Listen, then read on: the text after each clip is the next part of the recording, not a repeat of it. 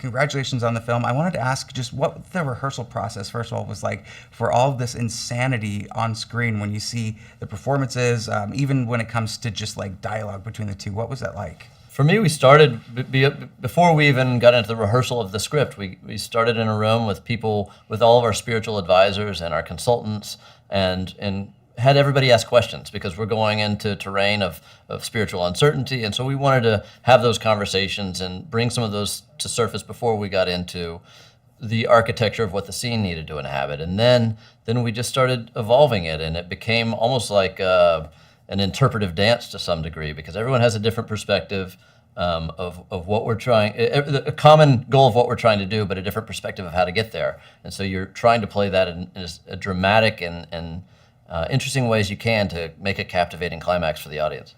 This question can be both of you. What is it like kind of adapting a older franchise for a new audience, and what are like the do's and don'ts of that?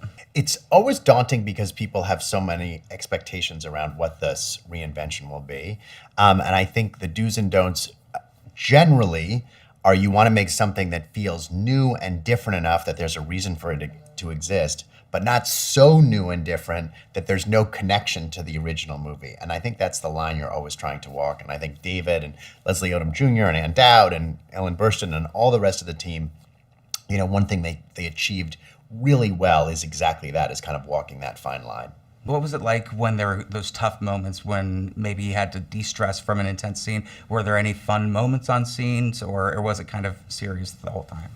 This production was, unlike most of my movies that have a lot of tension breakers, this one we would build, take a breather, but it was almost like just taking a recess in the middle of an intense court trial. You would just take a deep breath, play some music, clear the set. Lydia and Olivia are two young actresses that play the possessed young ladies.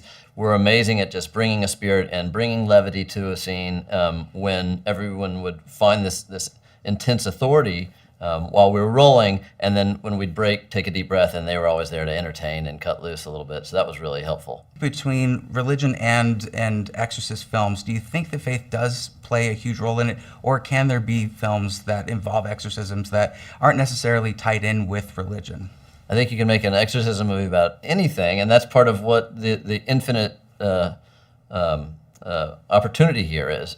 For us, we're making a movie called Believer, and it is about where belief juxtaposes the lack of belief or faith in the non-believers or the medical world, and how the different perspectives of how to face this unknown entity, how we challenge that.